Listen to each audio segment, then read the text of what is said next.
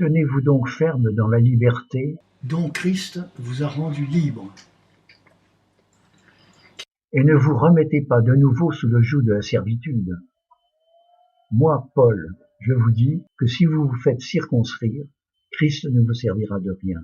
Et je proteste encore à tout homme qui se fait circoncire qu'il est obligé d'observer toute la loi. Vous êtes séparés de Christ, vous tous, qui vous justifiez par la loi, vous êtes déchus de la grâce. Car pour nous, nous attendons par l'Esprit l'espérance d'être justifiés par la foi. Car en Jésus-Christ, ce qui est efficace, ce n'est ni la circoncision, ni l'incirconcision, mais la foi agissant par la charité. Vous couriez bien. Qui vous a arrêté que vous n'obéissiez plus à la vérité? Cette suggestion ne vient point de celui qui vous appelle. Un peu de levain fait lever toute la pâte.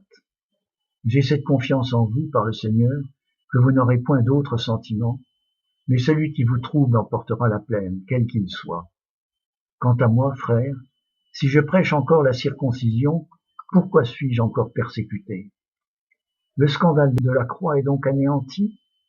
Puissent ceux qui vous troublent en être retranchés. Frères, vous avez été appelés à la liberté. Seulement, ne prenez pas prétexte de cette liberté pour vivre selon la chair, mais assujettissez-vous les uns aux autres par la charité. Car toute la loi est accomplie dans une seule parole, en celle-ci, tu aimeras ton prochain comme toi-même.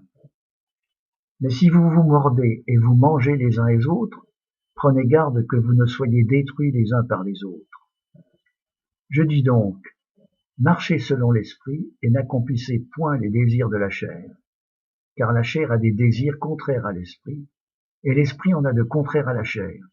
Et ces deux choses sont opposées l'une à l'autre, de telle sorte que vous ne faites point les choses que vous voudriez. Que si vous êtes conduits par l'esprit, vous n'êtes point sous la loi. Or les œuvres de la chair sont manifestes. Ce sont l'adultère, la fornication, l'impureté, la dissolution, l'idolâtrie, les enchantements, les inimitiés, les querelles, les jalousies, les animosités, les disputes, les divisions, les sectes, les envies, les meurtres, les ivrogneries, les débauches et les choses semblables. Je vous dis d'avance, comme je vous l'ai déjà dit, que ceux qui commettent de telles choses n'hériteront point le royaume de Dieu.